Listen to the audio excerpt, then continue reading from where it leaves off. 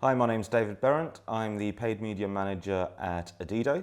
The talk I did at the Attention conference was called Demystifying Metrics. And the reason why I wanted to go through that was because there are so many times when you're dealing with clients or internally as well, when people are trying to chase certain KPIs and metrics and not necessarily understanding what it actually all means.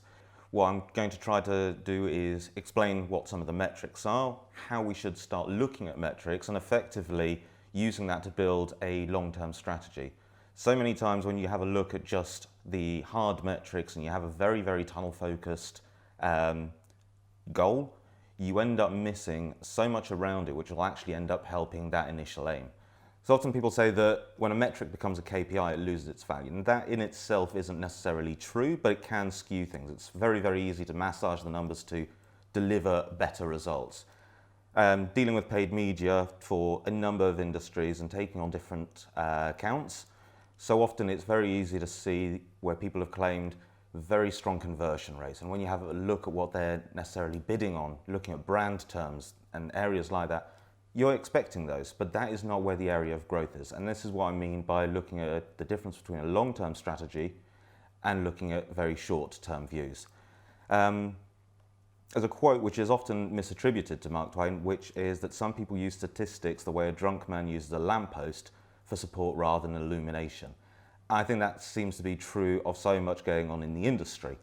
We need to understand what is happening with these metrics and how to move these in the right direction to actually deliver upon the results rather than just massaging them to make it look like we are. So in terms of what metrics are, there's a difference mainly between the soft metrics and hard metrics.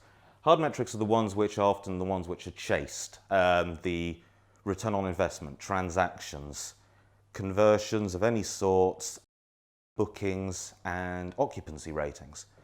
Things like that are very easy to qualify and quantify. You can see what your actual financial return is, and that's great. That's a really, really easy way to measure success. But it does leave it rather short-sighted because your actual impression pool or the overall audience is that much smaller and is not really going to allow for much growth.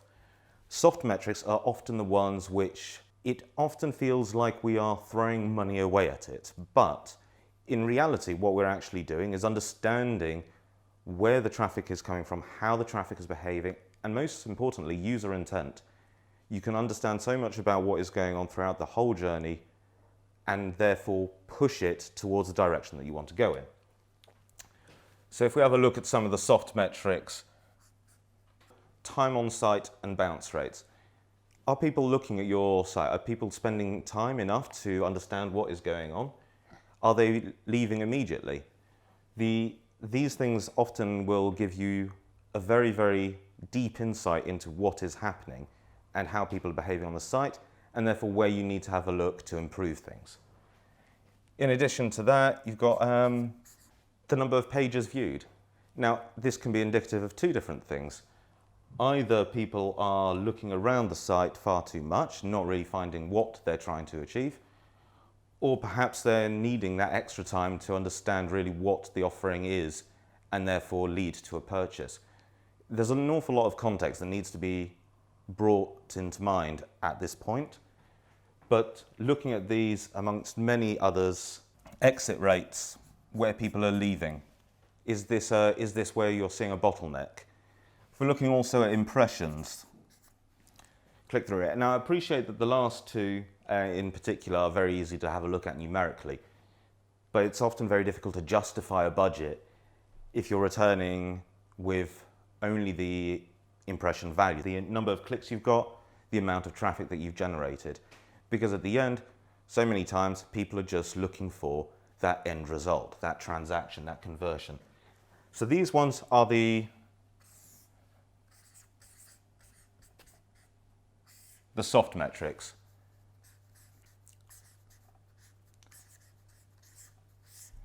So with regards to the hard metrics, and these are the ones which are much easier to gauge a level of success, especially at the end result when you're dealing with the client or dealing with the board, the hard metrics are what they want to know.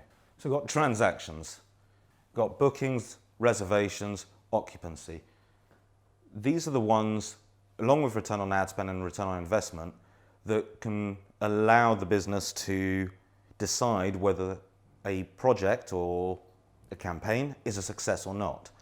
The problem that we end up having is that with the hard metrics and using those as your KPIs, you end up with a very, very tunnel visioned view. It's very short-sighted and it's not going to allow for growth, as I've mentioned. You need to have a combination of the soft metrics and the hard metrics to really understand in what direction the business is going to go in. And I know I keep referring back to a very short-term view and a long-term strategy, and the long-term strategy is what I'm going to go into. The reason why I want to sort of focus on that bit is not to be afraid to try new things. Now, looking at a combination of your soft metrics and your hard metrics, you try to get an understanding of where you sit in the market and how you can grow and expand and gain a broader audience.